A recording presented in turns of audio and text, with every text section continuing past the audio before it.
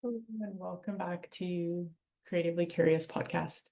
Today I'm going to talk about feelings and what to do when you're noticing that you're maybe uncomfortable or anxious or sad, and what to do in that case.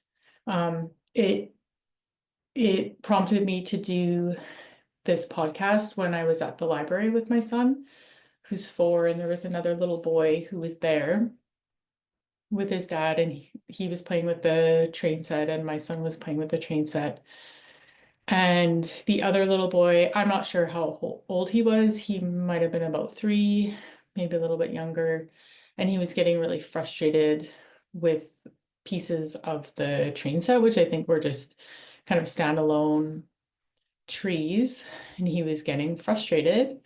And his dad kept saying to him, "You're fine. You're fine."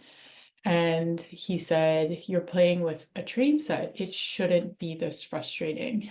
And I just kind of like, oh, my heart hurt in that moment. Because, and not to shame this parent, we're all doing the best we can. And parenting is hard for sure. Um, but in that moment, he's basically saying to his son, "You shouldn't be feeling that way. Like, this response that you're having, that's a real response, you shouldn't be having, because you should be having fun, and this is the train set, and we're at the library, and blah blah blah." And I felt like speaking to the child myself, which obviously probably wouldn't be helpful in that moment.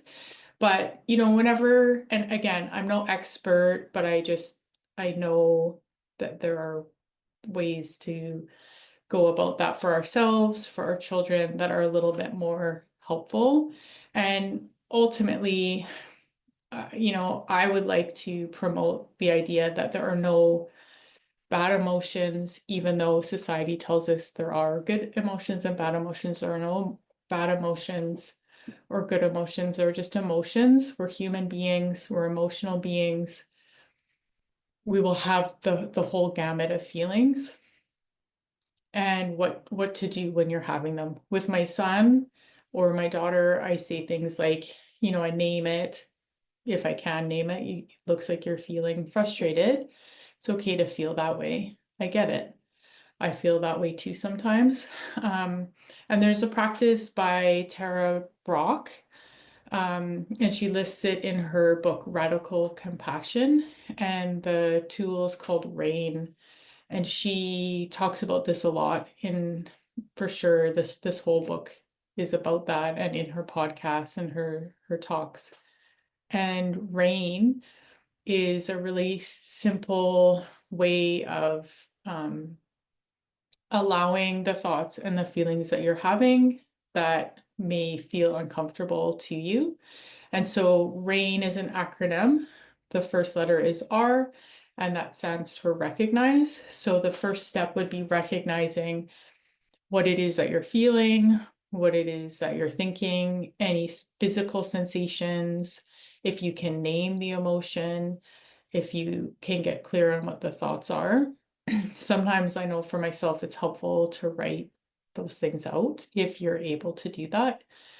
If you can't do that, it's just allowing the, I guess, the space and time to kind of just notice what it is that you're feeling and not judge it. And you listen in a kind, receptive way. The next letter in the acronym is A, of RAIN, and so you allow. So you allow whatever is happening with you to just be there. So you don't judge it, which is often what we do, and I am a little bit to blame for that too. If I'm having, some anxiety, some sadness, I kind of want to, the instinct is to push it away, because it doesn't feel good, or it doesn't feel ideal, but it's there for a reason. So, can I be with this? That's a question you could ask. Allow whatever it is to be there. It is what it is. She mentions a few phrases that you could say: let it be, I consent, notice what is true, don't judge it or push it away. The next letter in the acronym RAIN is I, so you investigate. So what is really happening inside me? And that's where you can get into that somatic awareness. So physically, where in my body am I feeling this? What does it feel like? And that's a tool that I use for life coaching is we really get into like, does it have a color? How large is it? Temperature, really get into feeling it in your body as opposed to thinking about it in your mind. And then the next letter in the acronym is N, so nurture. Can I be with this with kindness? And as you sense what is needed, like what would be your natural response to support yourself in that moment, which I would say for me is a bit of a challenge because you want to just kind of push ahead and not really deal with it in a way. And one thing that helps me is actually writing to whatever it is that I'm feeling. So kind of taking Elizabeth Gilbert, she does letters to love. So she'll say, "Dear love, what would you have me know today?" Which is also a very valuable practice. If you haven't heard of that, I can try to link to something where she speaks to that.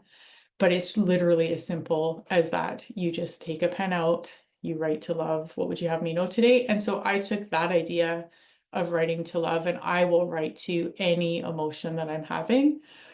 Dear sadness, what would you have me know today? And sometimes that will lead to anger, sometimes that will lead to anxiety, will lead to other things, and I'll just keep writing when I have the time.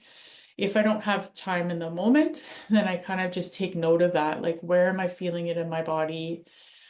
Can I take some deep breaths? And then I might get to writing to it later. And it always generally has a pretty positive, supportive message. And I find that even those emotions we label as negative have messages for us and they're there to serve us.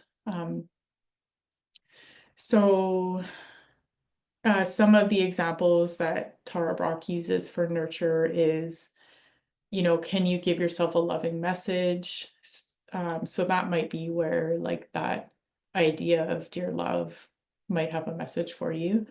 Can you send yourself like a tender embrace kind of in your mind, or even actually just, holding your arms and giving yourself that embrace in that moment? Can you imagine someone you trust, a teacher, a pet, holding you with love? So just really allowing whatever it is that's happening, giving it space and treating it with kindness and not being judgmental. Um, so that would be my challenge to you going forward is, can you use this practice of RAIN? And if this seems too much or overwhelming, then reach out to, someone who is trusted, or a coach perhaps, where you could have that safe space for whatever it is that you're feeling and thinking.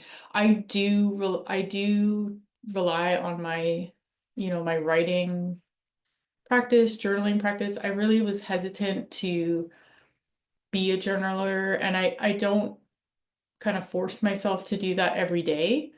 But I know it's there for me when I need it or when I want it, and I really value that practice. So yeah, if you do go ahead and try this practice of RAIN, I'd love to know how you feel with doing it, how you felt afterwards. And yeah, I find it to be a really supportive way of allowing everything that's happening to us instead of kind of pushing away, judging. like I think we're kind of taught to from society. So that's all I have today. Take care.